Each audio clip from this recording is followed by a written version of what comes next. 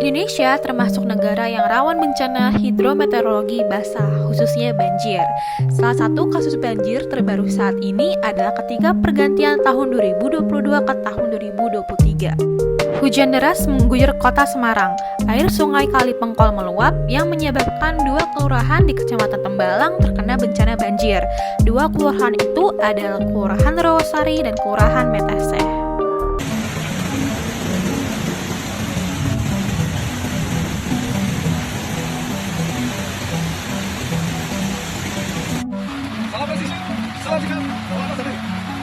Selamat pagi Komandan, mohon izin melaporkan pada hari ini Sabtu, tanggal 31 Desember tahun 2022 pukul 08.30 tepatnya di depan Hotel Putra.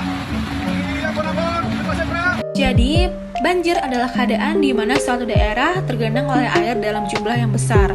Kedatangan banjir dapat diprediksi dengan memperhatikan curah hujan dan aliran air. Namun, kadangkala banjir dapat datang tiba-tiba akibat dari angin badai ataupun kebocoran tanggul yang biasa disebut dengan banjir bandang.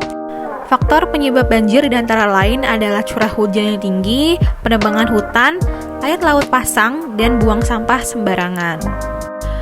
Dampak akibat banjir juga banyak. Yang pertama, menimbulkan kerugian ekonomi. Di sini banjir bisa mengakibatkan kerusakan rumah. Yang kedua, kesulitan air bersih. Yang ketiga, menimbulkan masalah kesehatan karena air banjir itu biasanya kotor.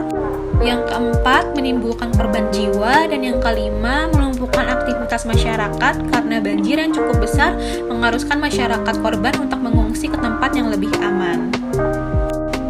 Terdapat beberapa masalah kesehatan yang disebabkan oleh bencana banjir. Yang pertama itu diare, yang kedua DBD, yang ketiga leptospirosis, dan yang ketiga konjungtivitis. Selanjutnya terdapat cara beberapa pencegahan bencana banjir, yaitu yang pertama, jangan membuang sampah ke sungai dan selokan. Yang kedua, hindari membuat bangunan di pinggir sungai. Yang ketiga, lakukan tebang pilih dan reboisasi. Yang keempat, memperbanyak lahan terbuka hijau. Dan yang kelima, menjaga dan membersihkan saluran air secara rutin. Lalu, apa sih itu mitigasi? Jadi, mitigasi itu kita lakukan apabila kita terkena bencana, salah satunya bencana banjir. Mitigasi bencana sendiri telah diatur dalam Undang-Undang Nomor 24 Tahun 2007 tentang penanggulangan bencana.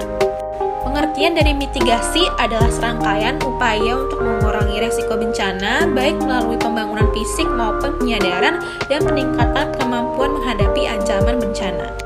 Kita dapat melakukan mitigasi prabencana dengan melakukan yang pertama, dengan mengetahui tingkat kerentanan tempat tinggal kita, apakah rumah kita tinggal di zona aman ataupun zona rawan. Seorang promotor kesehatan dapat memasang media berupa zona-zona rawan banjir berupa spanduk, poster, dan lain sebagainya. Yang kedua, mengetahui kebutuhan-kebutuhan khusus anggota keluarga dan tetangga apabila banjir terjadi. Yang ketiga, yang paling penting adalah menyimpan berbagai dokumen penting di tempat yang aman.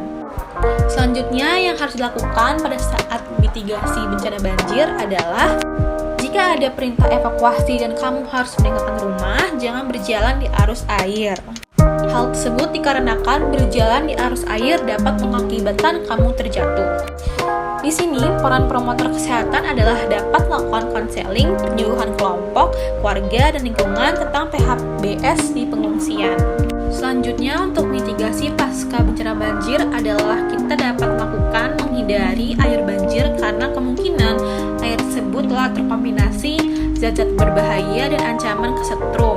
Yang kedua, buang makanan yang terkontaminasi air banjir. Lalu yang ketiga, lakukan pemberantasan sarang nyamuk atau PSN. Apa saja sih peran promosi kesehatan dalam mitigasi bencana banjir? Yang pertama adalah dengan menyelenggarakan posyandu darurat integrasi termasuk posyandu lansia di pengungsian ataupun di tempat hunian sementara.